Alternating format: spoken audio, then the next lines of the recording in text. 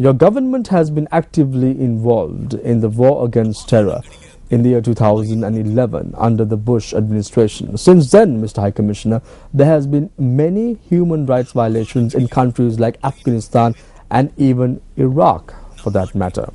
Have these cases been investigated?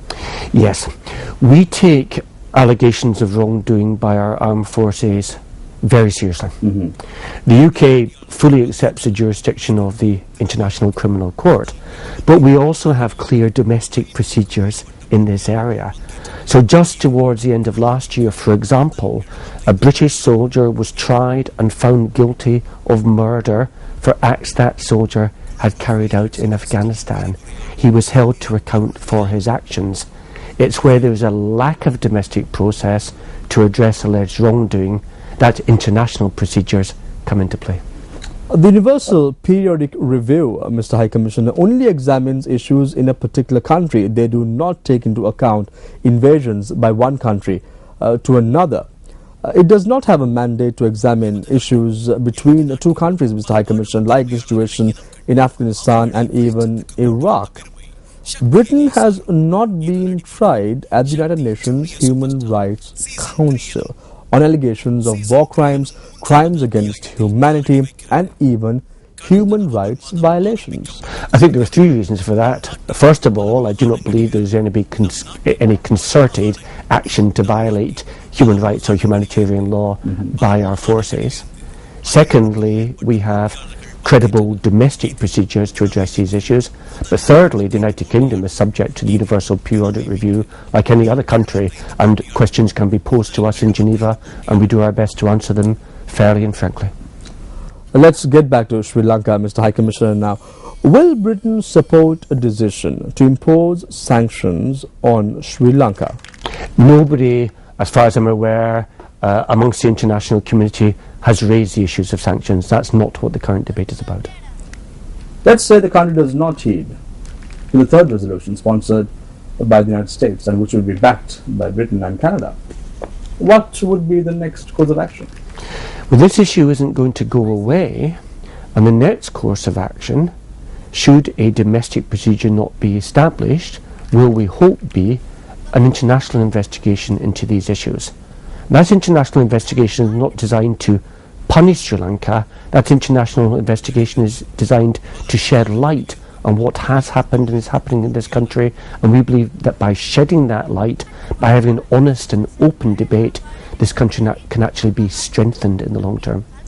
The 56th Parliament of the United Kingdom, Mr. High Commissioner, will take office next year. Let me be precise on the date in which the elections will be held. The elections will be held on the 7th of May in 2015, that is next year. Are all these concerns directed, targeting the upcoming elections in Britain? We are well aware that campaigning has already begun in Britain. No. We of course have individuals in the UK who are concerned about Sri Lanka. There's a large Sri Lankan diaspora in our country. But that diaspora is made up of people of Sinhala, which amounts to Tamil, close to around 300,000. Around 300,000. But that community is made up of people of different backgrounds, Sinhala, Tamil and Muslim. And all could vote. The United Kingdom and our ministers, the government, meets groups of different backgrounds from Sri Lanka and listens to their concerns. It also, of course, has meetings with the Sri Lankan High Commission in London and listens to their concerns. But ultimately, the decisions the United Kingdom government takes in international fora are those decisions of the British government. They are not the decisions of any other individual organisation. Finally, Mr. High Commissioner, what is your message to the Sri Lankan government?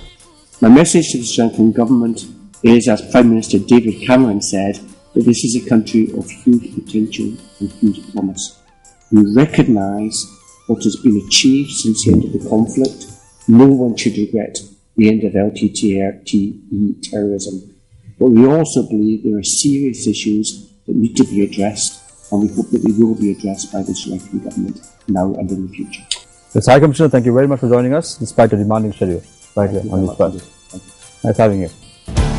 John Rankin මහතා ශ්‍රී ලංකාවේ බ්‍රිතාන්‍ය මහ කොමසාරිස්වරයා ලෙස අග්‍රපත්‍ර බාරගත්තේ 2011 වර්ෂයේ පෙබරවාරි මාස 14 වෙනිදායි. ඊට පෙර රැන්කින් මහතා බ්‍රිතාන්‍යයේ විදේශ හා පොදු රාජ්‍ය කටයුතු පිළිබඳ ලේකම් කාර්යාලයේ ඇමරිකානු කලාපයේ අධ්‍යක්ෂවරයා ලෙසද කටයුතු කළා. එම දුරෙන් උතුරු මධ්‍යම හා දකුණු ඇමරිකානු රටවලද කැරබියන් කලාපයේ රටවලද බ්‍රිතාන්‍යයේ තානාපති හා මහ කොමසාරිස් සේවාවේ මෙන්ම අනෙකුත් රාජතාන්ත්‍රික සේවා ඇතුළු දූත මණ්ඩල 30ක් ආවරණය කළා. රැන්කින් මහතා බ්‍රිතාන්‍යයේ විදේශ හා පොදු රාජ්‍ය මණ්ඩල ලේකම් කාර්යාලයට 1988 වර්ෂයේදී එක්වන්නේ නීති උපදේශකවරයෙකු ලෙසයි. එම තනතුර දරමින් ඔහු බ්‍රිතාන්‍යයේ වෙනුවෙන් ජිනීවාහි එක්සත් ජාතීන්ගේ සංවිධානයේ නිරවීකරණය පිළිබඳ සමුළුව නියෝජනය කළා. උතුරු අයර්ලන්ත සාමක්‍රියාවලියට රැන්කින් මහතා දායක වූයේ ඩබ්ලින්හි බ්‍රිතාන්‍යයේ නියෝජ්‍ය දූත මණ්ඩල ප්‍රධානියා ලෙසයි. රැන්කින් මහතා බ්‍රිතාන්‍ය මහරජුණගේ බෝස්ටන්හි කොන්සල් ජනරල්වරයා ලෙසද අත්දැකීම් ලැබූ අයෙක්.